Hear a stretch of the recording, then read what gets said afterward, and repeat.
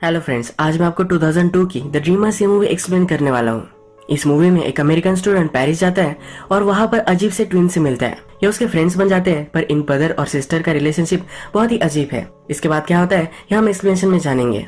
कुछ मूवीज होती है जिसमें बाहर जो चल रहा है वही चीजें कैरेक्टर्स के अंदर भी कॉन्फ्लिक्ट करती है, उसी तरह से ये मूवी है। एक्सटर्नल चीजें इनके अंदर की इमोशनल और माइंडसेट को रिप्रेजेंट करती है। जैसे मूवी प्रोग्रेस होगी और एंडिंग होगी तो ये सब चीजें मैं आपको समझाऊंगा। तो चलिए इसे एक्सप्लेन करना स्टार्ट करते हैं। मूवी स्टार्ट होती है और हमारा मेन कैरेक्टर जिसका नाम है मैथ्यू, ये इंट्रोड्यूस होता है। ये मैथ्यू ही है जो हमें ये सब स्टोरी सुना रहा है। मैथ्यू अपने एजुकेशन कंप्लीट करने के लिए अमेरिका छोड़कर डायरेक्टली पेरिस आ जाता है। मैथ्यू को मूवीज बहुत ही पसंद आती है। इसने बहुत सारी मूवीज देखी है और सब चीजें इसे मूवीज के बारे में पता है। इसे उसके मूवी के इंटरेस्ट की वजह से ही वो इजाबेल और थियो ये दोनों ट्विन से मिलता है। मूवी की स्क्रीनिंग करने के लिए कोई भी रिस्ट्रिक्शन नहीं चाहिए, इसलिए सब लोग बाहर बैठकर प्रदर्शन कर रहे होते हैं।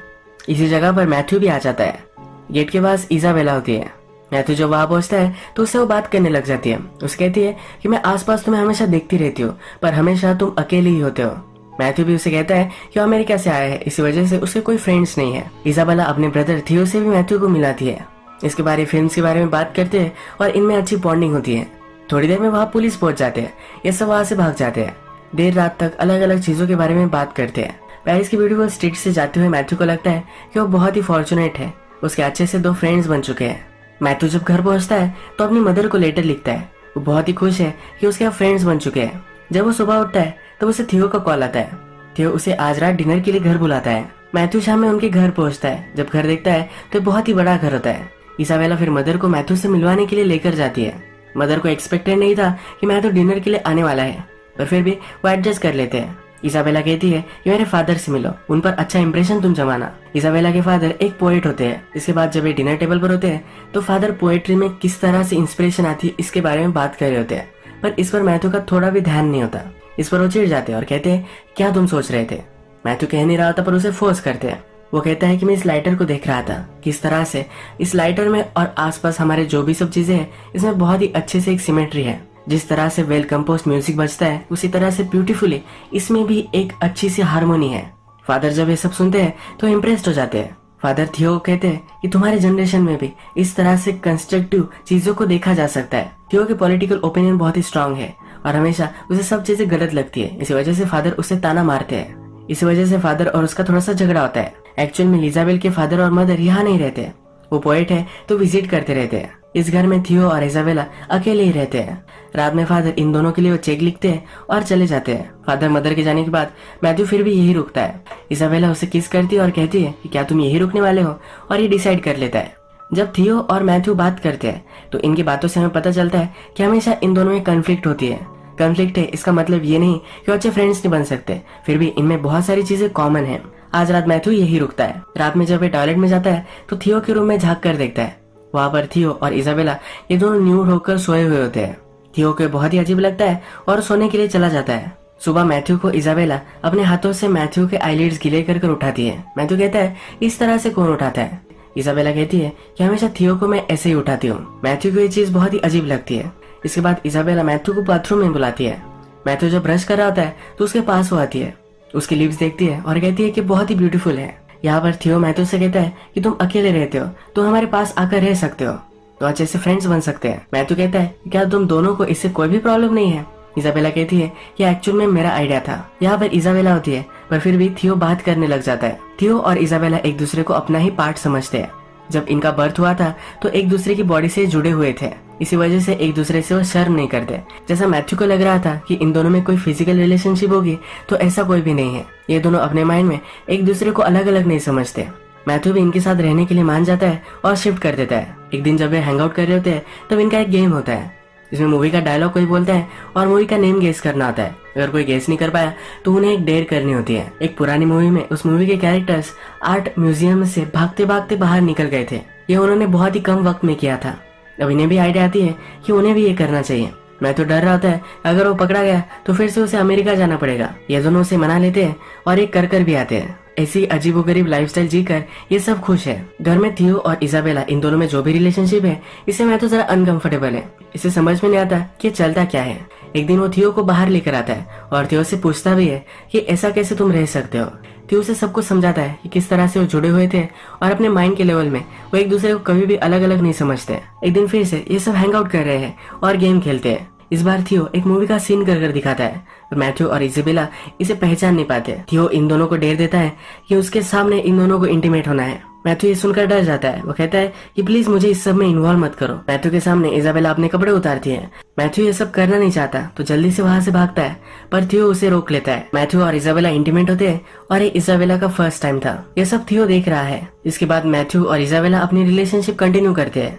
एक दिन जब ये दोनों बेड पर होते हैं तो मैथ्यू इजाबेला से कहता है कि तुम और थियो इस तरह से क्यों हो। इजाबेला कहती है कि बचपन से हम दोनों एक दूसरे से प्यार करते हैं। मैथ्यू कहता है कि ये सब चीजें अगर तुम्हारे फादर को पता चल गई तो तुम क्या करोगी। इजाबेला कहती है कि मैं अपनी जान दे दूंगी। एक दिन थियो और मैथ्यू एक दूसरे से बात करते हैं तो मैथ्यू कहता है कि तुम दोनों एक दूसरे से बहुत ही करीब हो, पर फिर भी तुम दोनों ने मुझे अपना हिस्सा बना लिया है। थियो मैथ्यू को कहता है कि तुम मुझे पसंद हो, पर कभी भी ये मत बोलना कि तुम हमारा पार्ट हो। तुम हमारे फ्रेंड हो, पर फिर भी हमेशा से हम दोनों ही थे और हम ही रहेंगे। ये मैथ्यू के लिए अजीब है, पर फिर भी उसे जाने देता है। थियो और इजाबेला बहुत ही कॉस्टली लाइफस्टाइल जीते हैं, बहुत ही कॉस्टली वाइन पीते हैं, अलग अलग चीजें करते हैं। इस वजह से उन्हें बहुत सारे पैसे लगते हैं। उनके फादर उनके लिए जो पैसे छोड़कर जाते हैं वो अब खत्म हो चुके हैं। उनके पास घर में कुछ वो खा सके इसके भी सही से पैसे नहीं है। ये तीनों अब थोड़ा थोड़ा काम करते हैं और घर चलाते हैं। मैथ्यू और इजाबेला में जो रिलेशनशिप अब हो रही है इसे देखकर थियो अब जरा जेलस है। एक दिन जब वो अपने कॉलेज में होता है तो वह एक लड़की उसे बात करने लग जाती है। ये दोनों अब डेट पर जाने वाले हैं। एक दिन ये सब बाथरूम में है और सब मिलकर नहा रहे हैं। थियो और मैथ्यू बात करते हैं। अमेरिकन सोल्जर वियतनाम में वॉर कर रहे हैं। ये थियो को सही नहीं लगता। थियो सब अमेरिकन को इसके लिए ब्लेम करता है। मैथ्यू कहता है कि इस तरह से नहीं है, हमें फोर्स किया जाता है। प्रेसिडेंट ने ऑर्डर दिया और कोई यंगस्टर अगर वॉर के लिए नहीं जा रहा तो उसे जेल में डाल सकते हैं। इसलिए मैथ्यू वहां से भागकर पेरिस में एजुकेशन ले रहा होता है। ये हमारा टाइम पीरियड जो चल रहा है ये 1960s का है। मैथ्यू कहता है कि मैं वायलेंस पर बिलीव नहीं करता, अगर रिवॉल्ट करना ही है तो शांति से करना चाहिए। इस पर भी ये दोनों डिसएग्री करते हैं। इजाबेला इनकी बात रोक लेती है। इजाबेला मैथ्यू से कहती है क्या तुम हम दोनों से प्यार करते हो, इसका कोई प्रूफ दे सकते हो। मैथ्यू कहता है कि कैसे मुझे प्रूफ देना है। इजाबेला उठती है और रेजर लाती है। थियो और इजाबेला ये दोनों मिलकर उसके प्यूबिक हेयर्स काटना चाहते हैं। मैथ्यू इन दोनों पर बहुत ही चिढ़ जाता है। वो कहता है कि तुम ये सब जो कर रहे हो ये सब गलत है। तुम हमेशा बच्चों की तरह ही सब कुछ चीजें करते हो, तुम्हें कभी ना कभी तो ग्रो होना ही पड़ेगा। वो अब इजाबेला को चिढ़कर कहता है कि तुम्हें तो कोई भी चीजें पता नहीं है, तुम्हारा कभी भी बॉयफ्रेंड नहीं था तो इसी वजह से तुम कभी डेट पर नहीं गई हो। थियो तुम्हें जो भी सब कहता है यही तुम करती हो। मैथ्यू फिर इजाबेला को प्रॉपर डेट पर लेकर जाता है। जब ये दोनों घर पर आते हैं तो थियो एक लड़की के साथ होता है।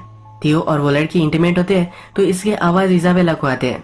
ये आवाज सुनकर वो डिस्टर्ब हो जाती है, जेलस महसूस करती है और बहुत रोती है। एक बार फिर से थियो और मैथ्यू वाइन पी रहे होते हैं। पेरिस में रिवॉल्यूशन चल रही है, इसके बारे में थियो बात करता है। मैथ्यू उस पर उसे कहता है कि तुम जो सब कहते हो इस पर मैं बिलीव नहीं करता। तुम सब बातें करते हो पर एक्चुअल में स्ट्रीट में तुम नहीं जाते। तो बातें करने से कुछ भी नहीं होता। तुम्हें अगर सच में ये सब लगता है तुम्हें स्ट्रीट पर जाना चाहिए। थोड़ी देर में इजाबेला वहां आती है और इन दोनों को हॉल में लेकर जाती है। जब इजाबेला और थियो छोटे थे तो एक टेंट बनाते थे, उसके अंदर ही सोते थे। ये इन दोनों को वहां लेकर जाती है और ये तीनों अब सो जाते हैं। सुबह हम देखते हैं कि मदर फादर आते हैं। ये इन तीनों को इस टेंट में देखते हैं। यहाँ क्या चल रहा होगा इसे अज्यूम कर लेते हैं। फादर को बहुत ही बुरा लगता है। ये किसी को भी नहीं उठाते और चेक लिखकर वहां से चले जाते हैं। दिन में बहुत ही लेट इजाबेला उठती है। ये चेक वो देखती है तब उसे समझ में आता है कि उसके मदर फादर यहाँ आ चुके हैं। अपने पेरेंट्स को वो फिर से फेस नहीं कर पाएगी। इसे बहुत ही गिल्टी महसूस होता है। एक वो पाइप लेती है और पूरे घर को गैस करेगी और इसी गैस में मर जाएगी ये वो डिसाइड करती है। ये वो करना स्टार्ट भी करती है पर नीचे स्ट्रीट पर रिवॉल्यूशन चल रही है। इसका एक पत्थर आता है और खिड़की को तोड़ देता है। मैथ्यू और थियो भी अब उठ जाते हैं। नीचे जो सब लोग हैं इनमें वो ज्वाइन हो जाते हैं। आगे पुलिस खड़े हुए हैं और इन सब लोगों को रोक रहे हैं। थियो डिसाइड करता है कि अगर उसे इस क्राउड को ब्रेक करना होगा तो वायलेंस ही वो चूज करेगा। वो आगे जाता है और पत्थर मारने लग जाता है। मैथ्यू उसे रोकने की कोशिश करता है पर रोक नहीं पाता। थियो के साथ इजाबेला भी आगे बढ़ती है। मैथ्यू इस समय पार्ट नहीं ले सकता तो वहां से भाग जाता है। पुलिस फिर चार्ज करते हैं और सब लोग भागने लग जाते हैं। यही ये मूवी एंड हो जाती है। अब एंडिंग क्या हुई इसके बारे में हम बात करते हैं। जो रिवॉल्यूशन इस मूवी में दिखाई गई है ये सिर्फ कैरेक्टर्स के बीच में जो कॉन्फ्लिक्ट है ये दिखा रही है। थियो और इजाबेला ट्विन ब्रदर और सिस्टर्स है। जब इनका जन्म हुआ था तो एक दूसरे से जुड़े हुए थे। हमेशा इनमें एक बड़ी अटैचमेंट थी, कभी भी एक दूसरे को अलग नहीं मानते थे।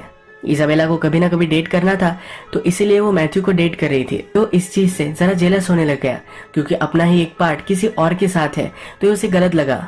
यही चीज इजाबेला ने भी महसूस की। इजाबेला को कभी कभी लगता था कि थियो से वो इतना प्यार करती है, ये सब गलत है, पर इसके मन में एक कॉन्फ्लिक्ट थी। इसके पेरेंट्स को अगर पता चल गया तो सुसाइड कर लेगी, ये हमेशा उसके मन में था।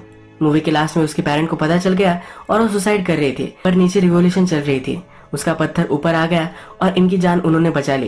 ये जो रिवॉल्यूशन है, ये उनकी माइंड की स्टेट है। थियो और इजाबेला एक साथ रहे, ये कभी भी सोसाइटी एक्सेप्ट नहीं करेगी। मैं तो हमेशा यही चीज उन्हें याद करा कर देता था। लास्ट में थियो और इजाबेला रिवॉल्ट कर उठते हैं। मूवी में पुलिस के खिलाफ ये रिवॉल्ट हम देखते हैं, पर एक्चुअल में सोसाइटी के खिलाफ ये रिवॉल्ट है। मैं तो इन सब में पार्ट नहीं ले सकता, तो इनकी लाइफ से वो एग्जिट हो जाता है। इसी तरह से मूवी एंड हो जाती है। मैं फिर से एक बार क्लियर करना चाहता हूँ कि थियो और इजाबेला, इन दोनों में कोई भी इंसेस्ट की रिलेशनशिप नहीं थी। ये दोनों एक दूसरे को एक मानते थे, इसी वजह से एक दूसरे के साथ रहना चाहते थे। यही आज का वीडियो हम खत्म करते हैं। अगर आपको वीडियो अच्छा लगा तो प्लीज इस वीडियो को लाइक कर दीजिएगा। मैं बहुत सारी मूवीज लेकर आता रहता हूँ, तो प्लीज चैनल को सब्सक्राइब कर दीजिए और बेल नोटिफिकेशन आइकन दबाना भी मत भूलिए। हम फिर से मिलेंगे और एक अमेजिंग मूवी के साथ। तब तक के लिए थैंक यू और आप अपने आप का ख्याल रखिए।